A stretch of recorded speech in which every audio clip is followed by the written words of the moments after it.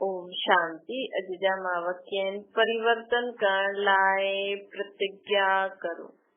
18:175 जा वाक्य मधुबन जी छा महिमा कंदा आहियो। चईंदा आहियो कि मधुबन आहे परिवर्तन भूमि। तव्हां सभी परिवर्तन भूमि या वरदान भूमि ते आया आहियो न।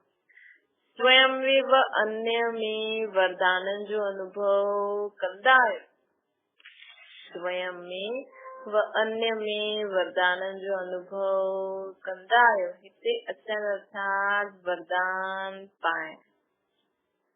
परिवर्तन करण। हाणे छा परिवर्तन करणो आहे बाबा चवनि था। जो विशेष कमजोरियों व विशेष संस्कार समय प्रति समय विघ्न रूप ठहींदो आहे न।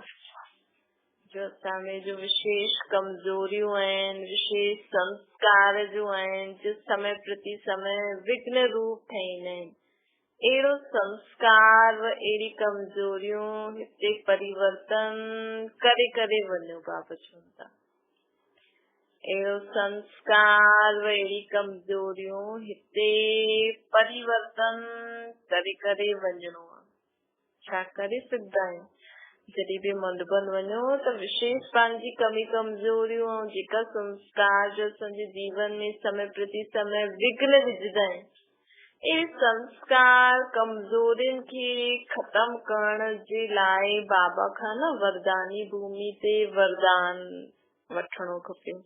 उन समय संकल्प करो। समझो तव्हांजो कोई संस्कार आहे आलस्य अलबेलोपन, त विशेष मधुबन वेंदा आहियो, हिते बि पुरुषारथ करो, लेकिन मधुबन में सहज ही खत्म थी वेंदो। त उते जॾहिं बि योग में वेंदा आहियो उते त आहे ही योगी भूमि। त हलदे फिरदे भी यही संकल्प करो, मां आलस्य अलबेलेपन सां मुक्त आत्मा आहियां। विशेष मधुबन में जॾहिं बि वेंदा आहियो त उते असांखे जो छॾणो आहे उहो बि यादि करणो कि उते बाबा खे ॾेई अचिणो आहे, ऐं छा धारण करणो आहे उहो बि मन में पक्को करे वञणो आहे। मूंखे छा धारण करे अचिणो आहे। त विशेष हुन समान जो अभ्यास उते असां कंदासीं त बाबा जो वरदान मिली वेंदो। हाणे अव्यक्त बाबा जी सीज़न शुरू थींदी त हिन सीज़न खे बि असां महत्व ॾियूं। हिन में बि ॾिसो हेॾा ब्राह्मण परिवार आत्मा ईअं त संगठन रूप में न, ईअं त बर्थडे में त कोई कोई ग्रुप वेंदो आहे, लेकिन हिते त सभी विशेष बाबा जो कि अव्यक्त बाप दादा जो मिलन डे आहे त उन ॾींहुं भले संकल्प में सभिनि जे हूंदो त बाबा जी शक्ति त ईंदी न सृष्टि ते। असां उन ॾींहुं बि विशेष बाबा सां इहे वरदान पंहिंजी कमी कमजोरियूं खत्म करणो, भले घर वेठे भी करो था, लेकिन इन ॾींहंनि खे बि असांखे महत्व ॾियणो खपे। पंहिंजे अंदर कमी कमजोरी खे खत्म करण जो ऐं सुठा स्वभाव संस्कार आदि अनादि स्वभाव संस्कार इमर्ज करण जो संकल्प करणो खपे। तॾहिं चईंदासीं स्वयं में परिवर्तन लायो। विशेष उमंग उत्साह लग्न सां हेसि ताईं पहुचायो। हिते मधुबन में पंहिंजी लग्न खे अहिड़ी अग्नि जो रूप ठाहियो कि जे अग्नि में सर्व व्यर्थ संकल्प, सर्व कमजोरियूं, सब रहियल पुराणा संस्कार भस्म थी वञनि। मधुबन खे चइबो आहे अश्वमेघ रुद्र ज्ञान महायज्ञ। मधुबन के छा चइबो आहे अश्वमेघ रुद्र ज्ञान महायज्ञ चइबो आहे। यज्ञ में छा कबो आहे, स्वाहा कबो आहे न। तव्हां ॿार बि अमृत वेले उथी रोज यज्ञ रखंदा आहियो लग्न जी अग्नि जो। असां घर वेठे भी रोज अमृत वेले विशेष पंहिंजो कोई न कोई स्वभाव संस्कार, कोई आदत खत्म करणी हुजे, धारण करणी हुजे, त सुबुह खां ई उहो लग्न जी अग्नि जलायो। सॼे ॾींहुं हुन ॻाल्हि खे यादि करो, मां कहिड़ी आत्मा आहियां। ॾिसो रोज असां करूं त ॾींहंनि में केॾो फ़ाइदो अची वेंदो।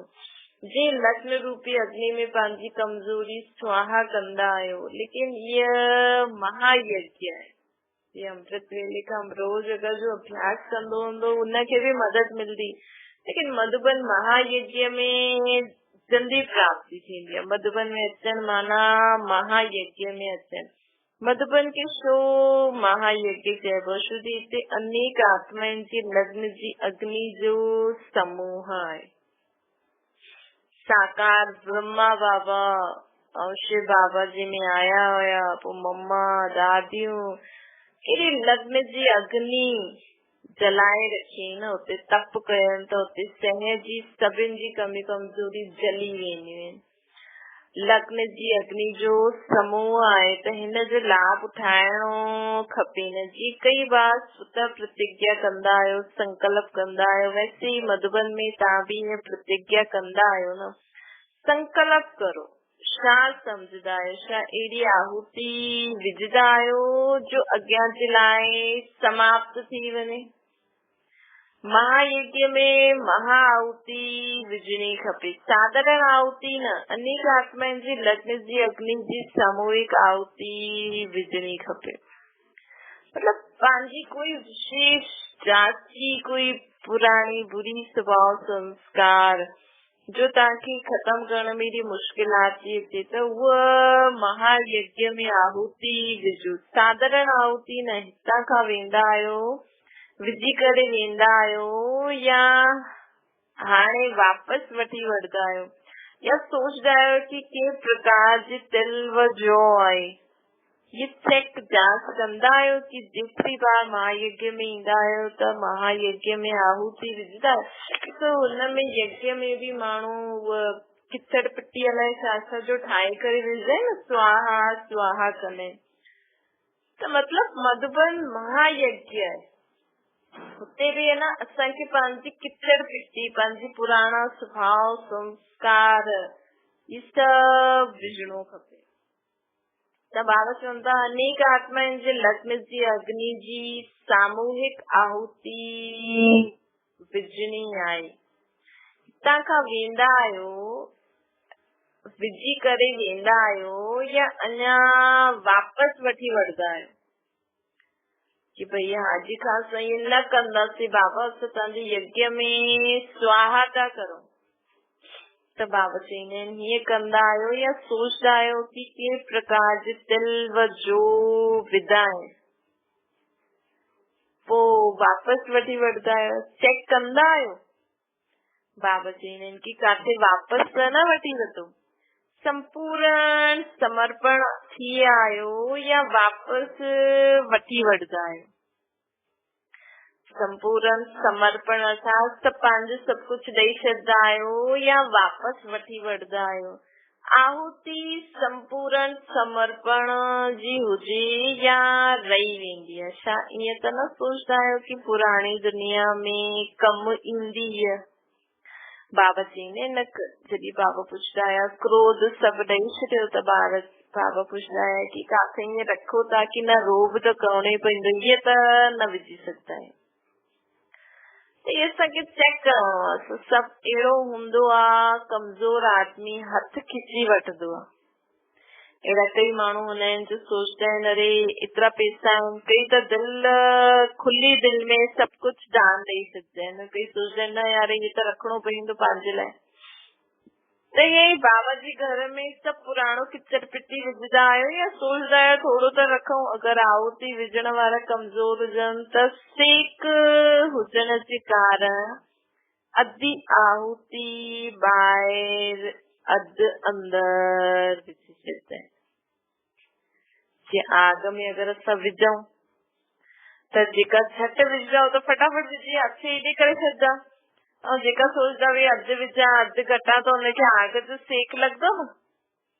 त बाबा चवनि था कि हीअं त न सोचदा आहियो कि अधु विझूं या अधु त सेक लॻंदो त अधु ॿाहिरि अधु अंदर त आधा दूरी कमजोरी रहिजी वेंदी आहे। पोइ चवंदा आहिनि कि मां त मधुबन में एॾो पुरुषारथ करे आयमि त बि कमी कमजोरी ख़तम न थी। छो कि संकल्प में दृढ़ता न आहे न। हिते भी सोचदा आहिनि कि करूं न करूं, थींदो न थींदो, करे सघंदासीं न करे सघंदासीं, त बुद्धि रूपी हथ अॻियां पुठियां कंदा रहंदा आहिनि, इन करे संपूर्ण स्वाहा न थींदो आहे, किनारो रहिजी वेंदो आहे, बिखरजी वेंदो आहे। जॾहिं संपूर्ण स्वाहा न त संपूर्ण सफल भी न थी सकता है। सोचता ज्यादा आयो, कंदा कम आयो त फल भी घट मिलदो न। बाबा चवनि था पहिरियों हिम्मत घट, संकल्प पावरफुल न त कम में बल भी न हूंदो, हिन करे फल भी घट मिलदो आहे। बाबा चवनि था पंहिंजी हिम्मत घट हूंदी आहे, संकल्प में पावरफुल न हूंदा आहिनि त कर्म में बल न ईंदो आहे त फल भी घट मिलदो आहे।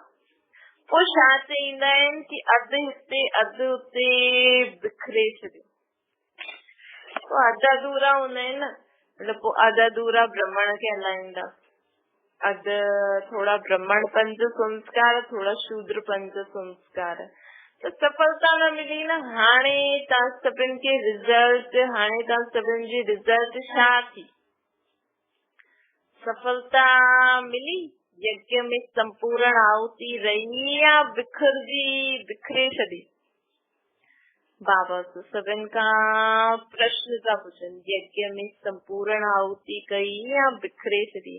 तव्हां सभिनि जी हाणे जी रिज़ल्ट बिखरण मञदासीं, बिखरण मञदासीं। अञा त जो सोचदा आहियो वो प्रैक्टिकल में भरे करे वेंदा आहियो कि अॼु खां ये कमजोरी पोइ न कंदासीं।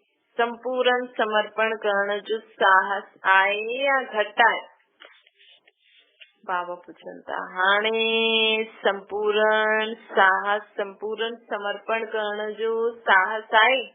चलो अञा ताईं त जो कयो, लेकिन हाणे बाबा पुछनि था पंहिंजी कमी कमजोरियुनि खे ॾियण जो साहस आहे? विनाश न थिए, स्वर्ग न अचे, पोइ पहुचदासीं या न पहुचदासीं? पोइ माण्हू छा चईंदा, भई अहिड़ा संकल्प ईंदा न, अगरि विनाश न थिए, स्वर्ग न आयो, पहुचदासीं न पहुचदासीं, पोइ माण्हू छा चईंदा, ईअं होशियार न ठहिणो। बाबा हिते धन जे लाइ नथा चवनि, बाबा पंहिंजी कमी कमजोरी जे लाइ था चवनि। सम्झो था स्वर्ग जहिड़ा स्वभाव संस्कार धारण करे रहो भी था, लेकिन अगर तव्हांजे मन में आहे कि अगर मां ये करां भी लेकिन स्वर्ग अचे न, विनाश न थिए, त माण्हू छा चईंदा? ये सभिनि जी इहा हालत आहे। बाबा चवनि था ॾिसो, बाबा असांखे सहज, भई अञा ताईं माण्हू जेके निश्चय हूंदो न कि हा भई स्वर्ग अचण ई वारो आहे, त उहा आत्मा त झट स्वयं में परिवर्तन करे वठंदी। जीअं ब्रह्मा बाबा कई दादन कयो, और जंहिंमें संशय हूंदो आहे न, उहा पोइ साहस न कंदो आहे पंहिंजे पाण खे परिवर्तन करण जो। बाबा चवनि था कि सहज हथ अॻियां वधाईंदव, सेक कदम सेक ईंदो त हथ खींचे वठंदा आहिनि। पहिरियों त सहज हथ उठाईंदा आहिनि कि हा बाबा असां ईअं कंदासीं, लेकिन पोइ अगरि सेक ईंदो आहे, सम्झो असां हथ उठायो कि बाबा असां अॼु खां क्रोध न कंदासीं, क्रोध नथा करो, तव्हांखे ॾाढो ॿुधणो थो पए, सहन थो करणो पए, नथा करे सघो, त सेक ईंदो आहे न। पोइ चईंदा आहिनि कि न बाबा क्रोध त करणो पवंदो, हिन दुनिया में कीअं रहंदासीं? हिम्मत ईंदी आहे, थोरो सो विघ्न ईंदो आहे त कदम पुठियां हली वेंदा आहिनि। त बाबा चवनि था कि हाणे चेक करो अहिड़नि जी गति छा थींदी। गति सदगति खे बि त ॼाणंदा आहियो न। त ॾाढी बाबा जो ज्ञान खे, बाबा जी हर ॻाल्हि खे धारण करण लाइ सिर्फ़ निश्चय खपे कि केर थो चए, छो थो चए। अॼु असां जंहिंजे चए ते हलंदासीं, माउ पीउ जी चए ते बि ॿार हलंदो आहे, टीचर जे चए ते ॿार हलंदो आहे कि न टीचर चए थी त इहो सही आहे, हलंदो आहे न। ऐं कल्ह जो उहा ग़लति थी वञे त पोइ चईंदा टीचर जे कारण साल बर्बाद थी। लेकिन हाल फिलहाल त जो टीचर चईंदो उहो कंदा रहंदा आहिनि न। ठीक है ना। ये तो परमात्मा से तो निश्चय करे हलो ये छो तो सोचो अलाए विनाश थे न थे कदी थे बाबा जो चवन था वो कंदा हलो प्राप्ति तो ताकी है ना थींदो तो सही लेकिन प्राप्ति भी तो केडी ऊंची है ना। गति सदगति खे भी तो जानदा आयो न नॉलेजफुल होंदे भी अगर कोई न करे तो छा थींदुसि इन्हनि खे वापस इन्हनि खां वापस वठो तो छा गति थींदी। मतलब बाबा की ॾेई करे चाहे पंहिंजी कमी कमजोरियूं चाहे धन संपत्ति कंहिंखे ॿार बाबा जी यज्ञ में ॾेई करे भी पोइ वापस घुरदा आहिनि अहिड़ा ॿारनि जी छा गति थींदी। जानबूझ के करे भी अगर न करियो तो छा चईंदुसि। जानबूझ करे भी अगर न करो मतलब जानबूझ के तव्हां सब कुछ जाणदे हुए भी अगर उनखे न करो तो छा थींदुसि। लाइट रूप ऐं माइट रूप हूंदे हुए भी छो न करे पाईंदा आहियो।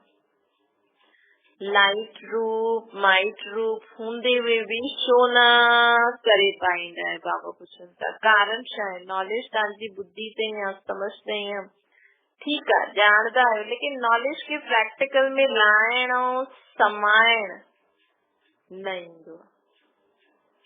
जीअं भोजन आहे खाईंदा भी आहियो परंतु खाइण अलॻि ॻाल्हि आहे खाए करे हजम करे उन सां असांजे शरीर खे फ़ाइदो मिले उहा अलॻि ॻाल्हि आहे। त उहा भी असां ज्ञान त ॿुधूं था सम्झूं भी था लेकिन उनखे प्रैक्टिकल में कर्मनि में न था लाए सघूं। छो जी शक्ति न आहे। जे शरीर में शक्ति न हूंदी आहे त हजम न करे पाईंदो न। त बाबा चईंदा आहिनि समाईंदा न आहियो हजम न थींदो आहे रस न ठहींदो आहे त शक्ति भी न मिलंदी आहे। जीभ ते खाधो त रस न ठहींदो शक्ति न मिलंदी टेस्ट ईंदो बस। ईअं ई ॿारनि जो बाबा जो ज्ञान ॿुधी सभु चईंदा आहिनि ॾाढो सुठो आहे ॾाढो सुठो आहे ॾाढो सुठो। हा बाबा चए थो क्रोध मुक्त ठहींदो लक्ष्मी नारायण कीअं ठहींदो त सभु हथ उठाईंदा आहिनि लेकिन करण समय पोइ थकिजी पईंदा आहिनि। समाइण खां पोइ ई शक्ति जो रूप ठहींदो आहे न। जे रोटी भी अंदर हजम थींदी तॾहिं ताक़त मिलंदी न। उहे ई ज्ञान खे समाइण अर्थात स्वरूप में लाईंदासीं तॾहिं त शक्ति जो रूप ठहींदो न। समायो न त जीव रस समायो त शक्ति ॿुधण जो रस अचे थो सम्झ में अचे थो सम्झो किंतु समायो न प्रैक्टिकल में न लायो। जेतिरो धारणा में ईंदो आहे संस्कार ठही वेंदो आहे तॾहिं प्रैक्टिकल सफलता स्वरूप ॾेखारे में ॾींदी आहे। ॾिसे न असांखे संस्कार ठाहिणो ऐं हाणे जो समय आहे न तव्हां अगरि आदत विझंदव न कंहिंजी भी ॻाल्हि जी त जल्दी संस्कार ठही था वञनि। हिन समय बाबा जी ॻाल्हियुनि खे अगरि तव्हां पंहिंजे हिकु ॾींहुं भी अभ्यास करो न अटेंशन ॾियो त उहो जल्दी संस्कार ठही थो वञे। ये हिन समय जी असां लाभ वठी सघंदा आहियूं अगरि वठणु चाहियूं त। अंत समय श्री बाबा चईंदा न अंत समय जो आत्मा हूंदी उन्हनि खे जल्दी जल्दी पुरुषार्थ करे तो इस समय जो भी असांखे मदद मिले थी। हिन समय अगरि तव्हां कहिड़ी भी ॻाल्हि जो थोरो हिकु ॾींहुं भी पुरुषार्थ करो हिकु ॾींहुं भी अटेंशन रखो त उहो सहज संस्कार ठही थो वञे। नॉलेजफुल जो अर्थ छा आहे। नॉलेजफुल जो अर्थ आहे हर हिकु कर्मेंद्रियनि में नॉलेज समायल हुजे। छा करणो आहे छा न करणो आहे। असांजी कर्मेंद्रिय ऑटोमेटिकली अखियुनि जी नज़र सभिनि जी आत्मा ते ई पए। मुख सां ज्ञान रतन ई निकिरनि हथनि सां उहे ई कमु थियनि। जीअं ॾिसो रोज़ जो असां कमु कंदा आहियूं न हुनमें असांजी कर्मेंद्रिय ऑटोमेटिकली तव्हां कॾहिं गौर कजो ऑटोमेटिकली उहे ई कमु कंदी रहंदियूं। असांखे कुझु सोचणो भी न पवंदो बुद्धि जो भी कमु न हूंदो उहो ऑटोमेटिकली सहज हिते इहो करणो आहे हिते चीज पढ़णी आहे हुते सोचणो थोरी पवंदो आहे यादि न करणो पवंदो आहे ऑटोमेटिकली हथ उते पहुची वेंदो आहे। त बाबा चवनि था ईअं असांजी बाबा जी हर श्रीमत बाबा जी हर ज्ञान जो पॉइंट गुण शक्ति असांजी कर्मेंद्रियनि द्वारा कर्मेंद्रियनि में हुनजी नॉलेज समायल हुजे, वो ऑटोमेटिकली जाते असांखे सहन करणो पए, तुंहिंजी आत्मा में सहन शक्ति ऑटोमेटिकली अची वञे। इनखे चइबो आहे प्रैक्टिकल सफलता स्वरूप। छा करणो आहे छा न, त दोखो खाइण जी ॻाल्हि रहंदी। जॾहिं काथे कहिड़े गुण जो कमु आहे, काथे कहिड़ी शक्ति जो कमु आहे, काथे कहिड़ी श्रीमत जो कमु आहे, अगर असांजो सदा इहो प्रैक्टिकल स्वरूप अची वेंदो न कि हा भई हिते सहन शक्ति जी जरूरत आहे, हिते समाइण जी, हिते हर्षित मुक्ता जी, हिते परखण जी, हिते निर्णय करण जी, हिते ईअं ॻाल्हाइण जी, हिते ईअं कमु करण जी, त जॾहिं असांजी हर कर्मेंद्रियन में नॉलेज समाइजी वेंदी, मन वचन कर्म, त असां कॾहिं बि दोखो न खाईंदासीं। अखा वृत्ति दोखो न खाईंदी। जॾहिं आत्मा में नॉलेज अची वेंदी त सर्व इंद्रियन में नॉलेज समाइजी वेंदी। बाबा चवनि था जीअं भोजन सां शक्ति भरजी वेंदी आहे न, त शक्ति जे आधार सां कम थींदो आहे। हाणे नॉलेज खे समाइणो आहे, हर हिकु कर्मेंद्रिय खे नॉलेजफुल ठाहिणो आहे। बाबा चवनि था केॾो वॾो कमु आहे न, ऐं केॾो सहज आहे। तव्हां बसि आहे न ये संकल्प करो, मुंहिंजी हर कर्मेंद्रिय में नॉलेज समाइजी थी वञे, मुंहिंजी हर कर्मेंद्रिय सूक्ष्म और स्थूल कर्मेंद्रिय नॉलेजफुल आहे। तव्हां हिन सुमान जो अभ्यास करो, ॾिसो ऑटोमेटिकली तव्हां में परिवर्तन ईंदो वेंदो। हर वर्ष ईंदा आहियो, चईंदा आहियो कि अञा कंदमि, वाइदो करे करे वेंदा आहियो, हाणे कॾहिं पूरो कंदव। छा कारण आहे जो तव्हां सोचदा आहियो, जो कर्म कंदा आहियो, हुनमें अंतर छो आहे, कारण छा आहे? सोचदा आहियो फुल करण जी ॻाल्हि, ऐं थींदो आहे अधु। एतिरो अंतर पइण जो कारण छा आहे? बाबा चवनि था प्लान बि खूब रचदा आहियो, उमंग बि खूब लाहींदा आहियो, समझी करे वाइदो कंदा आहियो, सभु ॻाल्हियूं ईंदी बि आहिनि तव्हांखे, लेकिन प्रैक्टिकल ऐं समझ में अंतर अची वेंदा आहिनि। हिन जो कारण छा आहे? संस्कारनि जी आहुति करे करे वेंदा आहियो, पोइ बि सभु काॾे वेंदा आहिनि, पोइ सभु काथां अची वेंदा आहिनि। सॉरी बाबा पुछनि था ये सभु बाबा खे चऊं था अॼु खां असां हीअं न कंदासीं, पोइ काथे कमी थी अची वञे। स्वाहा करे करे वेंदा आहियो, पोइ काथां अची वेंदो आहे? भई जो चीज असां आंख में विझी उहो त ख़तम थी वञणी खपे न। जिसं ये पंहिंजो पुराणो स्वभाव संस्कार बाबा जे यज्ञ में विझूं था त ये ख़तम थियणो खपे न। देह अभिमान अलबेलोपन वापस छो लौटी ईंदो आहे? बाबा चवनि था कारण छा आहे? कारण आहे कि संकल्प करे करे वेंदा आहियो स्वाहा करण जो, लेकिन संकल्प सां गॾु गॾु जीअं बीज बोईंदा आहियो पोइ संभाल बि कंदा आहियो न, परंतु हिन में जो संभाल खपे न उहो संभाल न रखंदा आहियो। भई असां बाबा खे चईंदासीं कि अॼु खां मां अलबेलोपन न कंदमि, त मूंखे संभाल बि करणी आहे, मूंखे रोज ये संकल्प रिवाइज करणो आहे। जीअं सम्झो था मधुबन वयो या सम्झो था अॼु पुरुषार्थ कयो, मां अॼु खां अलबेलोपन मुक्त आत्मा आहियां, त अॼु तव्हांजो अलबेलोपन जो थोरो संस्कार ख़तम थींदा वेंदा, लेकिन तव्हांखे हिनखे रोज रिवाइज बि करणो आहे जेसिताईं असांजे संस्कार नथो ठही वञे। हिनजी जेसिताईं उहो पेड़ वॾो नथो थी वञे, फल नथो ॾे, जेसिताईं त हुनजी संभाल करणी पवंदी आहे न। त उहो ई असांखे बि संभाल खपे, उहो संभाल न रखंदा आहियो, समय प्रमाण हुनजी आवश्यकता रखणी खपे। तव्हां बीज विझी करे अलबेला थी वेंदा, सोचदा बाबा खे ॾेई छॾियो, हाणे बाबा ॼाणे बाबा जो कमु, त असांखे बाबा खे यादि त करणो आहे न, तॾहिं त रोज़ पाणी पइजंदो न। हाणे हुनजी पालना न कंदव त बादशाह मनसा ते अटेंशन खपे, ऐं बाबा खे यादि बि करणो न। भई सम्झो कोई काथे वञे थो त हिननि खे असां हिन तीर्थ ते वियासीं, असां इहा अंब खाइण छॾे आयासीं, लसन प्याज खाइण छॾे आयासीं, त उन्हनि जे साम्हूं लसन प्याज ईंदो, उन्हनि जे घर ठाहींदो त उन्हनि खे एतिरो यादि ये रिमाइंड कराइणो पवंदो न पाण खे कि मूंखे हाणे न खाइणो, मां छॾे आई आहियां। माण्हू हिकु ॾींहं जो व्रत रखंदो आहे त सॼो ॾींहुं हुनखे यादि त करणो पवंदो आहे मुंहिंजो व्रत आहे, मूंखे न खाइणो। अगरि भुलिजी वञे त खाई छॾे त उहो ई असांजो बाबा खे ॾेई था अचूं।